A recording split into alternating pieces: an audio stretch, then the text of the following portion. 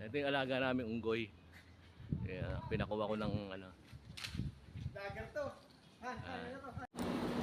Yan, habang nag-aantay kami nung mag-reker ng sasakyan ni boss. Kumuha muna si Redin ng buko. Medyo mataas yung puno eh. Saka malakas yung hangin. Kaya nga, sabi ko sa kanya mag-ingat si Redin. Dito sa bandang dito parang nahilo nga ako. Sobrang taas eh. So yan.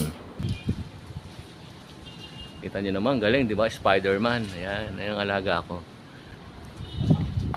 Galing ng Redin. Dapat basura! Ito. Bibigyan ko lang dito.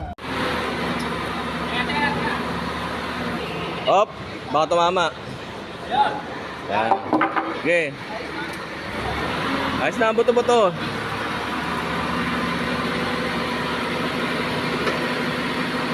Bawi na, bawi. Bawi. Yan, dito mo na. Yan. Yan.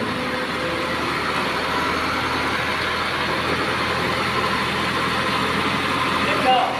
Echo.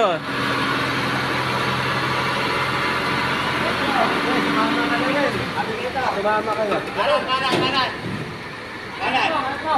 Kanan ka ba, kanan? Oh, ano ngayon? Di ba pinagpawisan ka din? Let's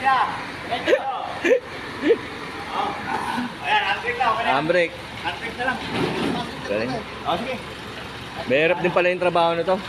Akala ko napakadali lang. Alam mo.